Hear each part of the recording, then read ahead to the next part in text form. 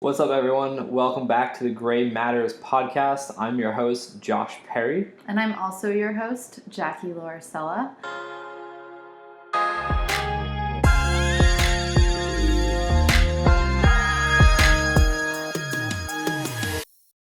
So today, I thought it would be really great to have a little couch conversation with Josh here, record a podcast episode about adopting positivity into your life. And that sounds super frilly and super cheesy, but I can honestly say that when I started making a conscious effort to make my life more positive and to make it better, it actually got better. So, yes, like hearing the phrase, adopting positivity into your life sounds like a little much, but, just making really simple changes and focusing on what you want your life to look like makes a huge difference in how your day-to-day life plays out, and it puts up barriers, like bullshit barriers from other people. And I think that that's super important. So, yeah, that's where we're at today. Awesome. I mean, I agree. Yeah. That's the whole podcast is going to be me talking and then Josh saying, "Yes, I agree." That's awesome. That's going to be exactly what happens. And Cheddar might even make a presence or two or three or an appearance. So I think the best place to start is when I was a teenager and when I was a kid, I always did Taekwondo, and it was my whole life. I was obsessed with it. So, yeah, I was. And I had a focus. I knew what I wanted my life to look like. I was happy. I was doing things. And you know what? I was very authentically myself at the time. I wasn't really worried about what other people thought, which I think is a little rare for teenagers, but I was just me. And I think that the confidence that Taekwondo gave me helped in that a lot. And I think that that's why it was really easy for me to be positive as a teenager. And when I didn't have Taekwondo in my life anymore, that's when I had to make more of a conscious effort to figure out how am I going to stay happy and keep improving my life and do all these things when I don't have the one thing that I perceived as making me happy. Yeah. So that's when my journey kind of started, was in school and in college when I walked away from Taekwondo and I adopted something else, more of like a school, like regular life. And that's when I had to start actively putting effort into being positive, which felt super weird at first, but now it just feels like a normal part of my day. What part, or like what aspect of like positivity being a normal part of your day, like, do you mean? Like, how can you explain that? Yeah, so now positivity is a normal part of my day because I've practiced it enough that it's an automatic thing. I don't necessarily have to be, the eternal optimist in order to be happy. Like, every situation is not sunshine and lollipops and cheese. Like, it's tough sometimes, and it doesn't mean like I'm a realist or I'm a pessimist. Like, I just choose to accept life for what it is. And positivity doesn't always mean that. Sometimes positivity is just knowing that like shit is temporary. Sometimes that's the best positivity can do. But as far as my day-to-day life, I for sure keep that in mind, but it's also being grateful every day when I wake up. That's something that is really important. Doing things that make me happy and creating the life that I love, like, that is a huge part. Because if you're not actively busting your ass every day to create a life that you love to live, then you're just busting your ass for all the wrong reasons. And it's very hard to be positive when you're not enjoying what you're doing. Yeah, 100%. Yeah. And that's why I was saying I think it's so easy, or it was so easy for me to do it when I was younger because I had those goals, I had training, I had that. And it had to be similar for you with BMX. You chose where your focus went. Exactly. I wasn't aimless. And that's what's interesting about you explaining this and me thinking about you. How do I word this? Like, I was forced to change my perspective as which were I feel like I feel like happiness, positivity, like choosing those things is a perspective that you choose. And I wasn't really conscious of it because, like you were saying, up until I was 21, I was so engulfed in BMX. And that's all I focused on, and I enjoyed it. And I had support from my family, and I had a good set of friends that were supportive, and I rode with. And it wasn't until when I was 21 where I got diagnosed that I was like forced into this choice of perspective in my life, right. Who I was, how I wanted to move forward, and it's been, I guess, unfolding and progressing more and more since, as it always does. Like we don't just stop. Like we're always learning more and adopting. But I feel like it comes down to a perspective choice. So that's my experience. And speaking to someone that hasn't been in a situation where it was life or death, or like it was like being faced with like this decision of how you wanted to do your life. It wasn't such like a tragic. It wasn't moment. Inspired by trauma. That's yeah. So like it's always interesting for me to think of someone like that, like yourself, because for me to think how I think now is very biased because I had an event that triggered that. Yeah. What would I be thinking had I not gone through that? How would I be living my life? Would you and I have met? Right. Would I have continued with BMX so long? Would I be doing what I mean? So it's like, yeah, I think I have a really hard time with social media, but I think something that is really positive that it's brought is the idea of consciousness. It's made that very popular. Like, it is popular and it is cool and it is expected for you to be like conscious of your life and your choices now. Like, it's not, I feel like that was more rare before social media. People were just living their life and doing their thing and doing whatever, and there was like a couple of people that I knew that were like, yeah man, fight the system, like fuck that. Well, that was just because like, you were exposed to your environment.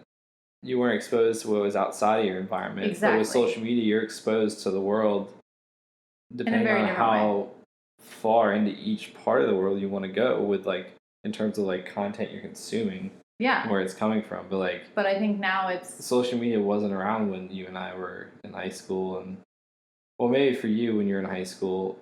A little bit, but I didn't. I like had a MySpace, and then everybody had Facebook, and I wasn't. Yeah, I guess MySpace I didn't have a was smartphone out until I was 21. Yeah, I'm just thinking about the way I see it as like on the phone, because I remember when I had MySpace, it was like even Facebook before I didn't get an iPhone until I was 21, which was 2009. But I feel like when I used to check social media, it was like, oh, at the end of the day, I just got done with school and riding, or school and work, and or whatever it was. And like maybe I'll like log on to my computer and like check my Facebook or MySpace. Yeah. So like get on AIM. Oh yeah, like yeah. And that kind of ended for me throughout middle school or high school.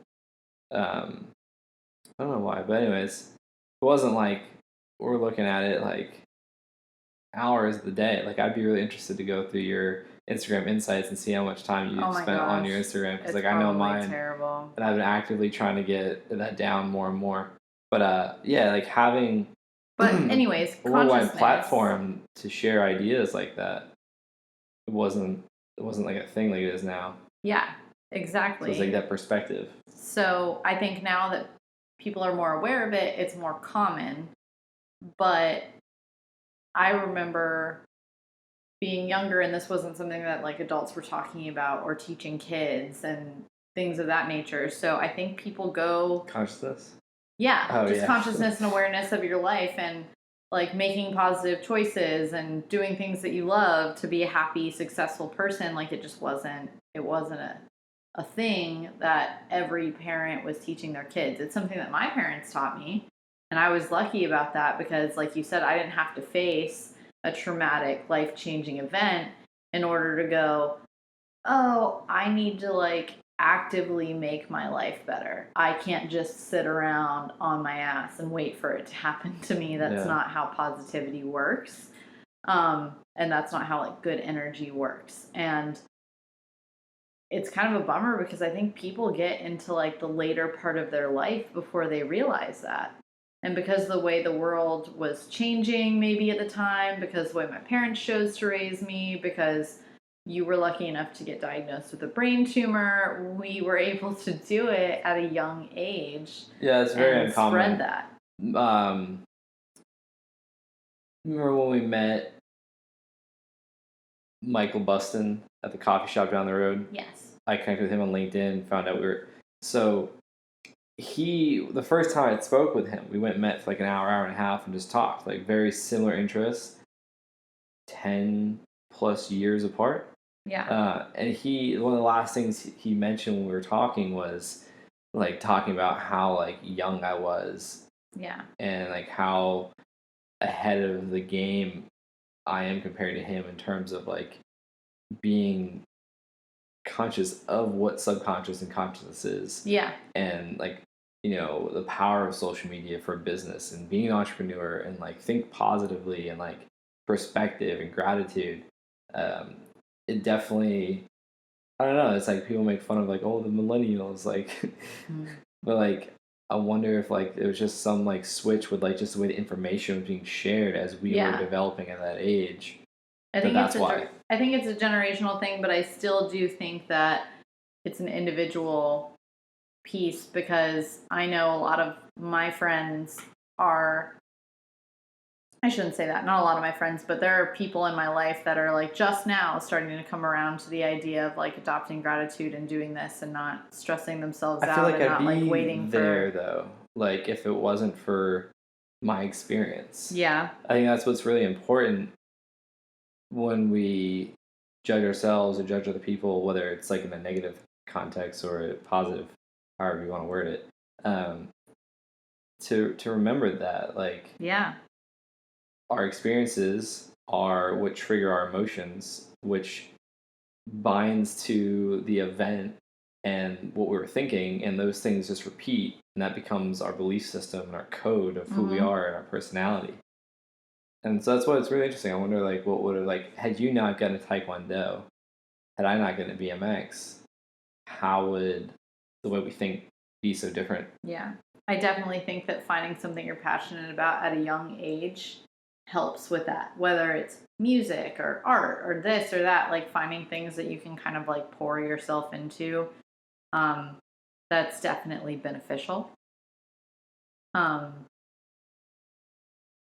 But when I first started this journey, I think back and I was doing what it was like almost like what I'd seen in the movies. Like I tried to do yoga and I tried to meditate and I tried to, just, I don't know, it was like all this weird spiritual stuff. Like I got crystals and it was like almost like, honey, you're jumping into the deep end right now. Like you don't even know how to swim yet and you're just like diving straight in. And it was too much for me and I was overwhelmed and I couldn't hang on to any of it and I didn't keep practicing it and it was just weird. And then it was like, you know how you hear a phrase over and over and over again, maybe when you're a kid, and then all of a sudden, a few years later, a year later, or whatever, it's like somebody flips a switch and it's like, I finally understand what that phrase actually means. All the time. I can't think of any specific ones, but yeah. Right. So another one that my dad used to tell me, just because you behave a certain way and you treat people a certain way doesn't mean that that's how they're going to treat you. But he would also emphasize like that doesn't mean you shouldn't keep acting the way you want to act. Does that make sense? So it was like, no, for sure. So I'd be like, well, I get all upset because a situation would happen and somebody would behave in a way that I absolutely would not behave. And I would get so frustrated by that. And I felt very out of control over it. And then all of a sudden, my dad's words like snapped in my head. And I was like, oh. And I was like early 20s with that. So now it's like, in order for me to adopt more positivity into my life, I do the simplest thing and I just don't expect people to perceive situations the same way I do. And it sounds really simple and it sounds kind of crazy, but it's like I notice that like when I get frustrated with you, it's because you're not approaching a situation the way I would want to approach it. Yeah. And it's like that's dumb. Of course you're not going to approach a situation the way I want to. So in order for me to be happier in my life, I'm just like I just need to let people do what they're going to do. So something about what you're talking about in that regard about happiness and positivity, it's what I thought about when we first started talking about this, like the stuff I'm learning from Dr. Joe. Dr. Joe Dispenza, for anyone that is unfamiliar, is all like a deep dive into this part of the brain and the consciousness, but not waiting for external environmental signals to make you feel or think a certain way is key. And that's why I think it's really cool that we met when we met as in terms of a relationship, because so much of my upbringing with content I was consuming with just different situations with like real life, like relationships and the ones I was in before you, I always thought, and I just in general, outside of relationships, like my happiness wasn't a choice that I had at all times based on how I perceived the world and what I chose to feel, rather than I waited on whoever I was dating to like do things to make me feel happy. Yeah. My happiness was like, what's the word? Predicated on if I did something or an experience happened or occurred in my life, external that was an excuse for me to be happy. And that's what I find. You mentioned resistance earlier of these like habits and like why my mind goes to like discipline equaling freedom. And Dr. Joe says like the reason you don't do the things you know would be beneficial for you is because you don't fully believe in them. And that's another choice, is perspective, to have faith in something that you can't yet see or what has yet manifested. I like that perspective of it. Yeah. But going back to like so that's like the opposite like end of the spectrum. It's like don't get upset because people aren't approaching a situation the way you want to. Expectations on an external environment. And then also, like don't base your happiness on external actions as well. Like you can't like the stuff going on around you doesn't have to affect you if you don't want it to. Like, and that's just like the way it is. And it's normal for things to kind of like seep in through the cracks and bother you a little bit. Like, you can't beat yourself up about it. And for sure, if Josh brought me home a present tomorrow, I can't say that wouldn't make me happy. Oh, no, like, I'm course. definitely like not evolved to that point, but it's like baseline, I'm a happy person. If somebody does something shitty to me, I'm not gonna like lower my baseline. It doesn't mean you don't respond internally because you're a human being. Yeah. It's just when you go through like the what the fuck, like, then you're like, oh, all right, like maybe 5 minutes, maybe 5 seconds, maybe 5 days later, but like you don't hold it right and blame why you're unhappy on external sources besides yourself. Yeah. And that's where you mentioned accountability or self-awareness earlier too. Yeah. I think that idea of like not letting other people affect you hit me first during this journey, because one of my favorite quotes was by Gandhi, and it was always like, I had it written on everything since I was like 14 or 15, and it's, no one can hurt you without your permission. And when I was 16 and doing taekwondo and fighting people, I was like, yeah, that's right. Like, no one can hurt me if I don't show it. Like, I can just like be tough. Like, it's fine. And I didn't take it that way. And then I like swapped it over to like, Oh, like when I went through my first breakup, I was like, I don't have to let this like destroy me. I have to give them permission in order for this to affect me. So like I think that hit me first. Does that make sense? Because it was always something that like clicked for me and made sense to me. Um, I want to put a disclaimer really quick. I feel like I should have done this at the beginning of the episode. Adopting positivity in your life. I mentioned how it sounds real fluffy and this and that. It's hard. Like, especially when you're first starting out. It's hard and you have to dig deep. This isn't like a shallow little pool that you're digging. This is like you are digging a well. You are digging a moat. Well, and you are deeper like the older you get. Exactly. And you keep going and it's hard and it can be scary and there can be resistance and there can be like, oh, I'm resistance. Currently facing this childhood trauma that I forgot happened. Oh, maybe I did get sexually assaulted as a child or as a teenager, and I didn't even think that I did because I'm digging deep and I'm analyzing why I behave the way I behave, and I'm thinking about how I can change it, and I'm trying to create new neural connections in my mind, and it's hard. It's really hard. And I think that people should know that.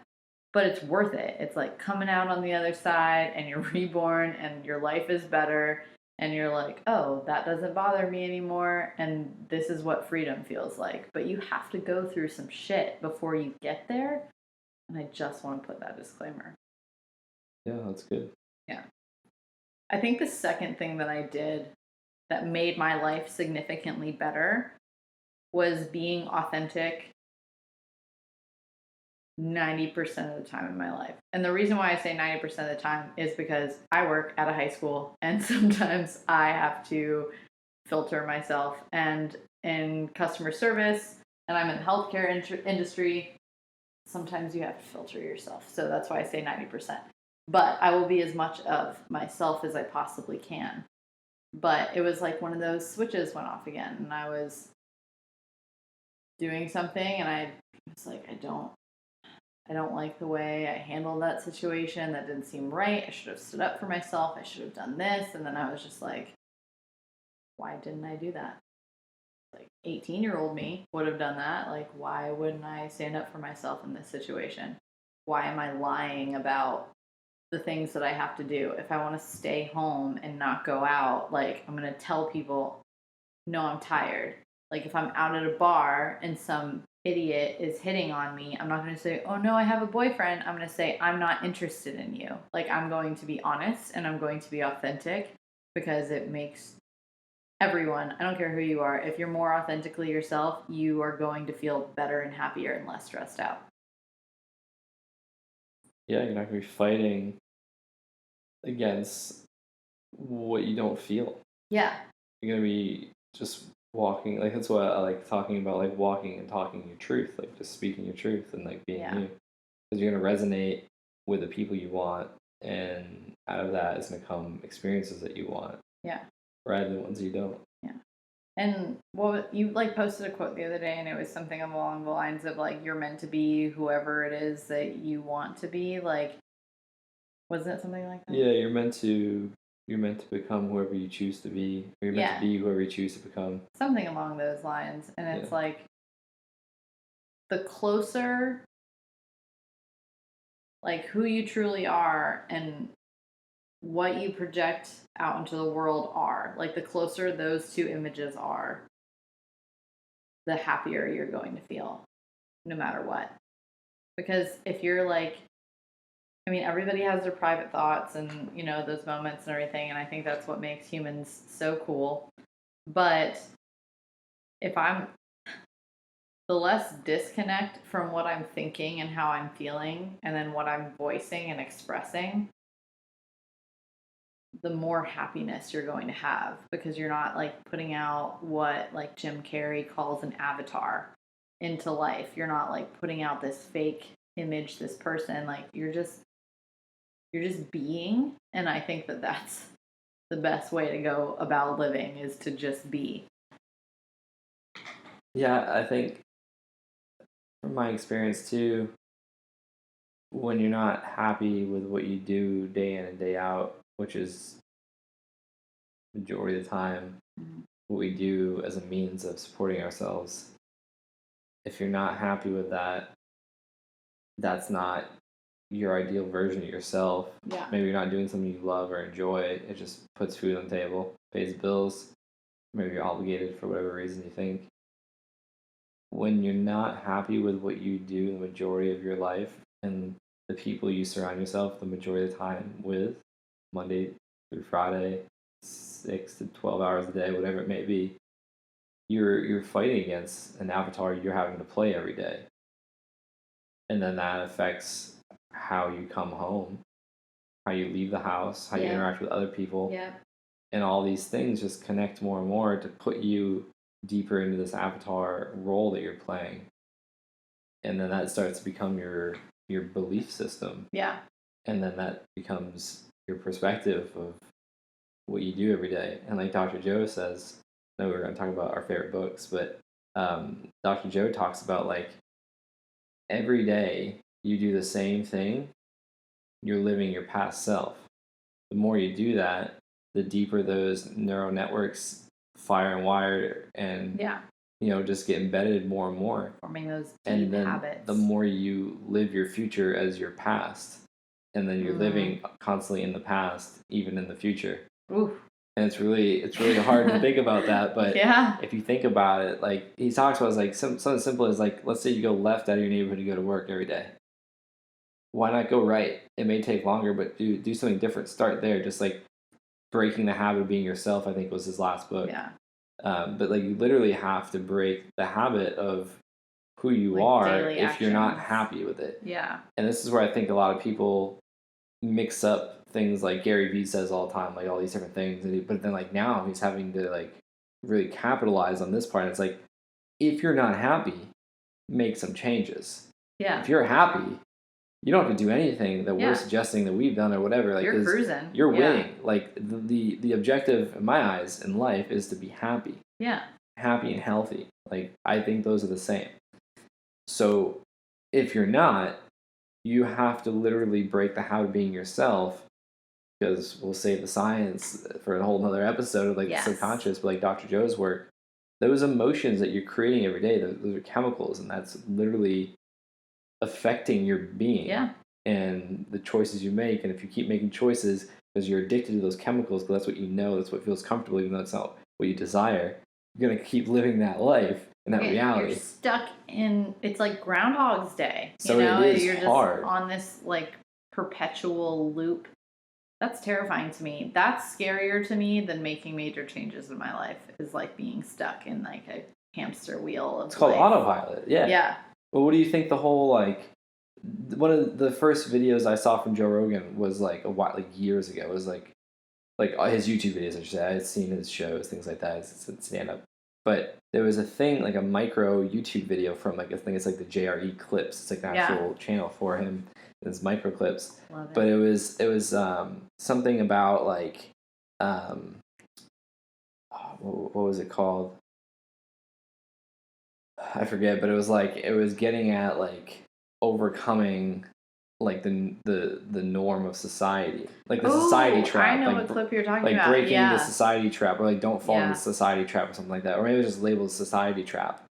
But that's the majority of people. But you're seeing the shift, like you mentioned earlier, with consciousness and social media and communication and like worldwide movements, to where more and more people are starting to like work for themselves. And you're seeing small businesses pop up. You're seeing people like myself just create this or thing. There's and just like even like the things you're doing. Overall outrage for the way the world is behaving, and people, instead of just being like, this is messed up, like they're actually doing something about it, or like, because information can travel so fast now, becoming an entrepreneur and doing it themselves. Something that I want to bring up, I've got to give my dear friend Michael a shout out. He gave me a deck of cards. I don't really know how to like do them justice. I guess it would be tarot cards, but I wouldn't call them tarot cards. It's for intuitive readings. I am by no means an intuitive reader, but I really love to like see what the cards tell me and just kind of see what funny jokes fate has for me when I when I do these things. And Michael's a wonderful person. You can find him at The Diviner Life on Instagram or thedivinerlife.com.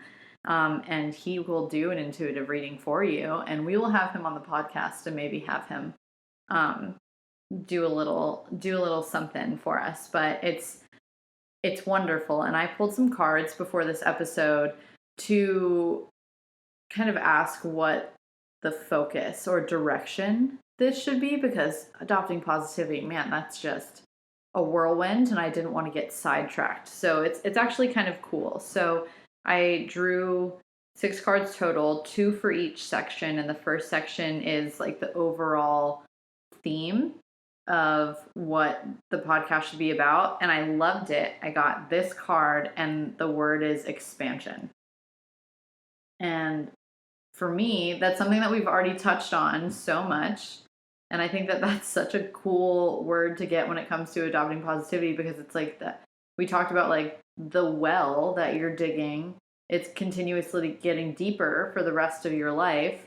A thing formed by enlargement or development, expansion, positivity, and happiness is always going to be about growth, about continuing in your life, about expanding that understanding of like what is life and what is happiness. Like you have to go through that. And the color card that got paired with it is this beautiful honey color, and the subtext is sweeten your approach. So I thought that was super fitting. So the overall idea, I think, and this is a really beautiful way to tie in what positivity can be in your life, is that it can be so many different things, but do it in a way that you enjoy. I enjoyed reading. I eventually started to enjoy meditation. I love yoga now, but it was a little bit of a struggle and it was hard. And this is hard stuff to do and go through. So find ways that you enjoy doing it so that you do it actively, whether it's communicating with friends, listening to podcasts, reading books, doing audiobooks, doing meditation, journaling, self-work, art expression, whatever it looks like. Do it in a way that you enjoy doing it. And I think that that's going to bring positivity and optimism and love and light into your life anyways. So I think that that's a really cool thing. For the people that think like I do, I think also what's very important is if you want to make a change is to like educate yourself on the ways you can make a change and how they work in your life, in your body. And like I'm like really into like analytics and science, and like really like for me, like going back to what Dr. Joe says, the only reason we don't do the things that we think or we know would be beneficial to us is because we don't fully believe in them or in the fact that they would benefit us. Yeah. That's our ego talking to us to protect us, which is all man-made stress now, for the most part. But yeah, it's like educate yourself on like these things Jackie mentioned or things that I've mentioned, yoga, meditation, reading, audiobooks, keto, exercise, like supplements. Find the research behind it, like there's why it so actually much helps. like the beautiful thing about content and social media now is like prove it, like they put out Prove It Keto 101 YouTube channel. It is legit 1 to 5 minute easy to digest pieces of information that are simply broken down for you to understand why this topic they're talking about is so important and beneficial.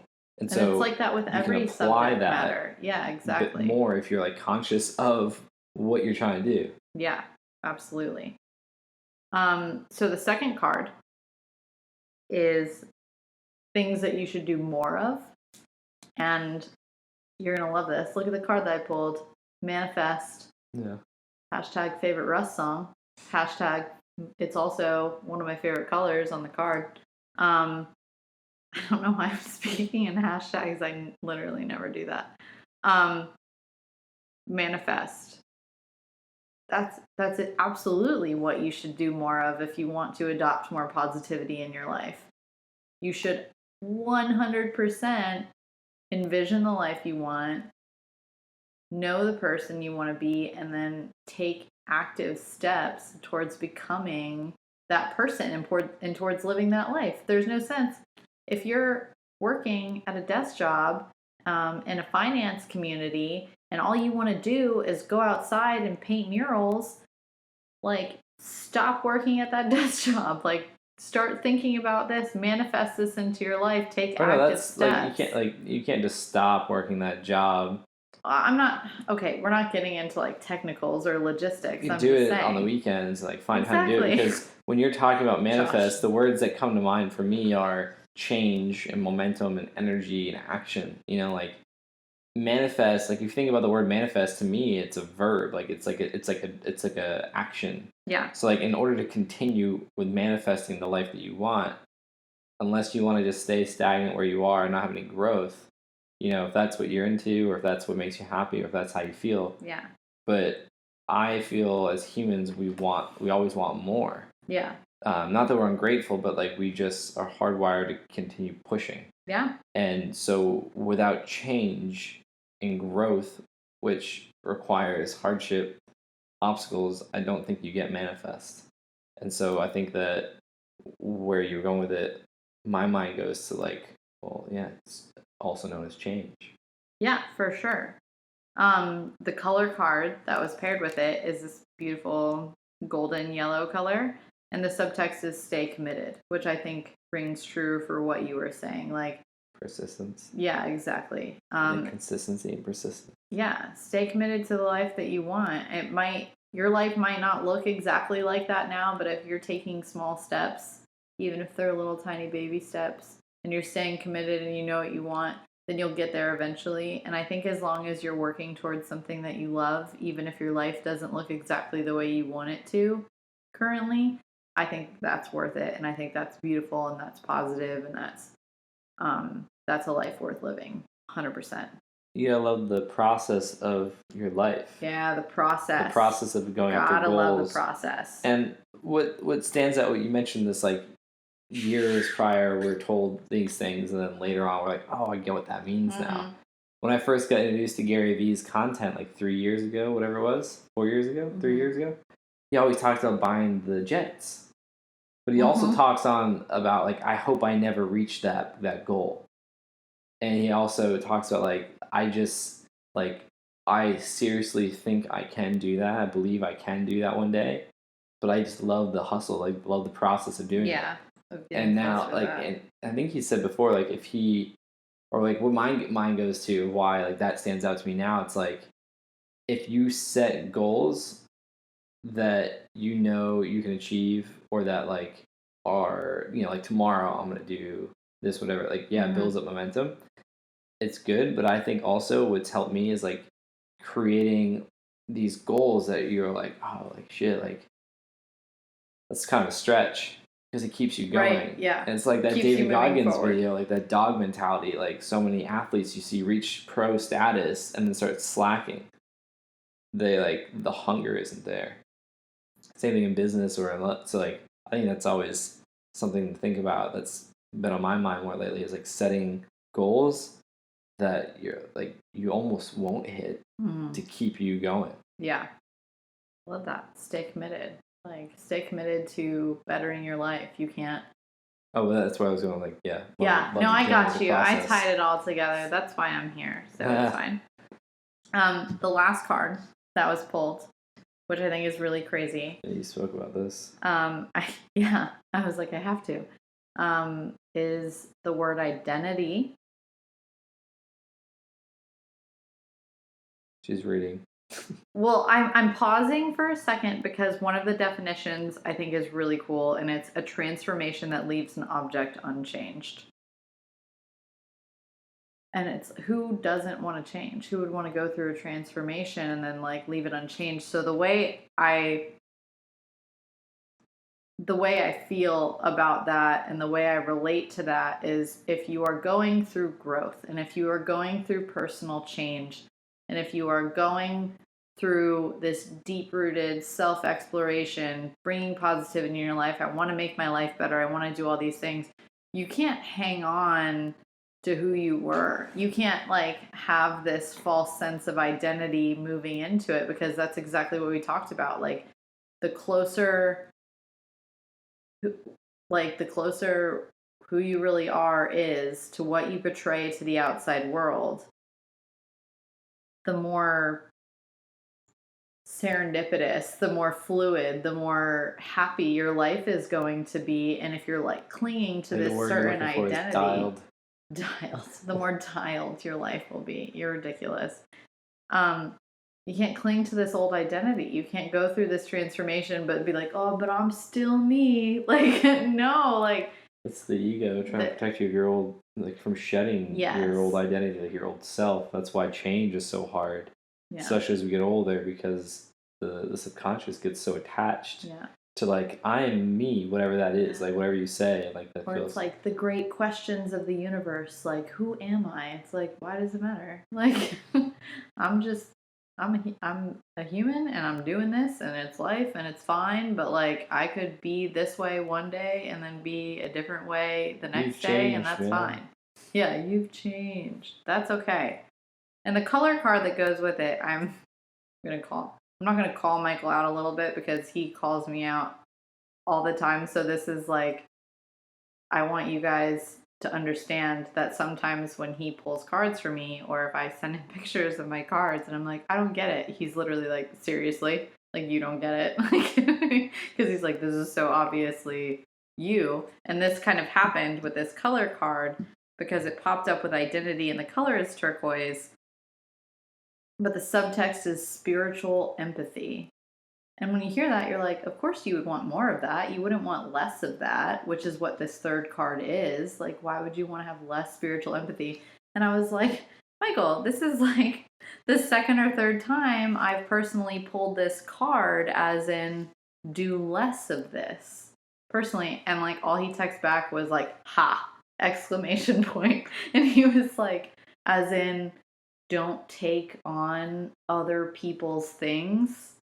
And I was like, oh, yeah, that's it. I get it. So it's like Josh's concerns, while I feel for him and I can't like carry those with me. I can't like make his torment my torment. Like, because what good will that do us? Then we'll both just be like tormented and sad. Well, you don't have torment. I'm just using it as an example. Like, your shit is not my shit. Like, and it goes like that with everyone. And I'm like, oh, do less of that. And I'm like, that's a perfect thing to like let people know. And we kind of touched on it a little bit. Like, don't let the actions of others dictate how you feel. But it's really, really easy.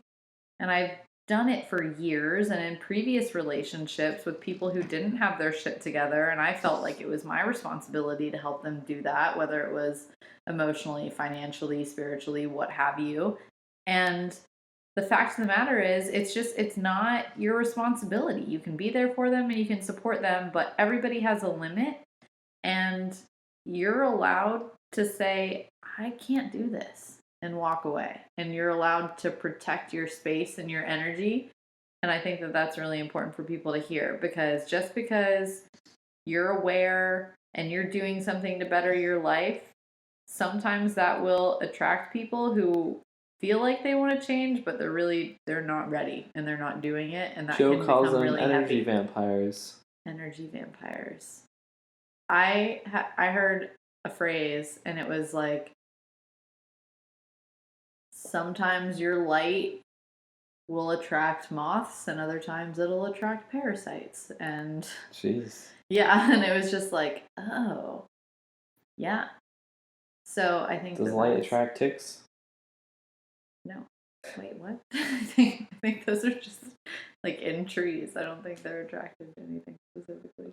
This is your analogy. That's what came to mind when I thought about moths versus parasites. Yeah, I thought of more like a light and a bug zapper. Yeah. Attracting moths. Yeah. And I think it's just, yeah. I feel like it's irresponsible of what you say you want and need in your life if you don't have self-awareness and accountability to your life being a manifestation of your choices. I think that gives away all of your power. And like, this goes back, I'm glad I remember, because I did a podcast yesterday and they brought this up and I wanted to say this. We were just watching The Matrix recently. Yes. And Neo is asked about fate and if he believes in it, and he specifically says no, because then that means I don't have a choice. and how I live my life and the things that happen. Yeah. And I love that because although we don't have power to control the outcome or the past, which too many people, including both of us at times, get stuck in the past thinking we can change it. We can't. But to have choice into how you live your life, I think that is something really that ties back into this adopting positivity in your life. Yeah, it's a choice. It is. It's a choice. And that choice is going to lead to other choices that are going to bring more of whatever your focus is. Yeah. And your focus doesn't have to be the things that we desire. Your focus is whatever literally you're focused on. That's where all your energy is going, and that's where your perception of life is going to sit more, and your perspective is going to get more and more embedded in that. So, like, the law of attraction isn't like Jedi Force. You start, attracting things to you. It's like you just are more aware and conscious. It's your thoughts. It's your actions. Yeah. It's like it's what cycle. You're doing. It's who you're around, and it's like, I don't know. I thought these cards were perfect. Yeah, no, I thought they fit in really well to what we were talking about. Thank you again, Michael Anthony, for my beautiful decks. I love them so much. You're going to be on the podcast soon. Yeah, Michael's a good dude. He'll be on here soon. Yeah, absolutely. He's an alien, so I love him. I think to wrap this up, we should talk about our favorite books around this topic. Yeah, so a book that helped me tremendously is a book called Buddha's Brain. I have read it cover to cover at least 3 times. I'm holding it in my hands right now. I have posted and written notes and sketches and every other thing you could imagine in here. But it's called The Practical Neuroscience of Buddha's Brain, Happiness, Love, and Wisdom. And it's by Rick Hansen, PhD. And there's a couple of other doctors and PhDs and MDs that have also read this, but it's not necessarily just Buddha, so it's not just Buddhism or things like that, but it's talking about great spiritual leaders, people that have been said to reach nirvana, just peaceful, happy people, and how the actual neuroscience of their brain has a big part in that, and it's because of the choices they make and the thoughts they have and how they treat the people around them. And this book is just everything that you could possibly want, especially if you're a little bit of a science nerd. It's perfect. It literally breaks down how the brain works in terms of emotions and thoughts and feelings and love and anger and choice. Yeah, absolutely. It just uses these stories as ways to give and concrete more context. Evidence, which is wonderful. Love that. So I have a combination, of course, I'm going to say this, of different sources of books. That's not fair. I told you one book. I know, said pick but one book. I haven't said them all yet. Oh my gosh. But in the terms of consciousness, positivity, manifestation, one of the first books that turned the light bulb on for me, that really understood what these words meant and how to apply it to my life, how it's been being applied my whole life and I didn't know it, was probably Jen Sincero's book, You Are a Badass. Mm-hmm. That's such a good book. That led to other books and other people and thought leaders and streams of content I consume. But I think that was a really the way, it wasn't a scientific book. I think that's what helped was at the time, this was over 3 years ago. A lot of this stuff was foreign to me and confusing and scary. Especially accountability for my life, accepting that your life is what you've made it. But yeah, then getting to Dr. Joe Dispenza's work, I think took it to another level. For sure. I think long story short, do things that you love to do, dig deep, surround yourself with good people, and that's an excellent place to start. Think about how you want your life to look and then start moving towards that. Think about the things that you love and the things that you love to do, and you know what, if nothing pops into your head right away, then you've got some digging to do, man. You've got some soul searching, and it's going to be hard and it's going to be awesome all at the same time, and I'm here for you if you need it. Yeah, that's why we do this. We've been through it. We go through it. We will go through it. Yeah. That's one thing that's interesting that you accept is like you accept pain. I think too, as an extreme athlete, each of us accepting pain, but like applying that to the areas of life where it's not really pain anymore. It's just an experience. It's not good or bad. I don't believe in meaning anymore. That's a whole nother topic. That's a whole other thing. But I think at the end of the day, if you're not happy or if you're not feeling anything you want in a desirable manner, close your eyes and think of what that feeling is and feel it. It sounds weird, but there's not going to ever be a time that you can wait for to feel a certain way until you choose to, no matter what experience occurs, what thought, whatever. But just spend some time for like 60 seconds every day, for like a week. Small steps. For like 21 days, whatever. Make a challenge of it. Make a bet with a friend. Hey, if I don't do this, I'm going to give you $50, $100, whatever it is. But once you can start feeling it, light bulbs start turning on, and then you'll find more drive to learn more about it and apply these things, and then that's going to allow you to continue taking action with other things. Action, that's the key word. You have to actively do it. If you just like are another cog in the machine, like, and you're just discipline equals freedom. You do it so long that, like you said, like for you and I feel like it's like it's an automatic. It's like it's like I don't have a choice but to challenge myself anytime. Yeah. Anything bad happens. I try and reflect eyes, on it, and like try and like change how I reacted to things. If I affect somebody in a way I didn't mean to, then I'm like, man, how could I have done that better, more gracefully, or like challenge that? And I know things that I need to work on that I'm still continually working on them, and it's hard, and nobody's perfect, and I'm going to be doing this for the rest of my life, and that's cool. Like, that's fine. It's loving the journey. Yeah. Challenge and change are uncomfortable, but they're for sure worth it. The more you practice this and manifest things, and you start to be conscious of the fact that you're conscious, I forget what the word is. It's like some like meta conscious thing. I don't know. But then when you see it play out, the more it almost becomes like a game that is life, and you want to play it and not master it, but like get good at it to where it's like, oh, these things make sense. And the more power you give yourself, so where you're empowered to not let outside people experiences control how you feel inside. No matter what your reality is, you're alive. Not everyone woke up. That's what helps me. I almost didn't wake up a couple times. Yeah. I think that's a good place to end it. I feel like we could talk about this for hours. We should do it this like is going to be like podcast soon. A part two. Yeah, God, just talk for like 3 hours. But yeah, that was our episode on adopting positivity into your life. Let us know what you think, what questions you have, what you don't agree with, what you do agree with, what you practice now. How do you feel? We're here to converse with others, to be a support system. If you guys have any questions or comments, just let us know in the comment section of whatever platform you're listening to this, and we will touch more on it. And hit us up on social media. Our tags will be somewhere in the description of our podcast. Subscribe, do all that good stuff, and rate and review and share this episode. Please, if you think someone else could benefit from it, if you benefited at all from it, you enjoyed it, you took some value from it, you were entertained, we would appreciate that. It helps this message get out to more people. And challenge yourself to be more positive every day.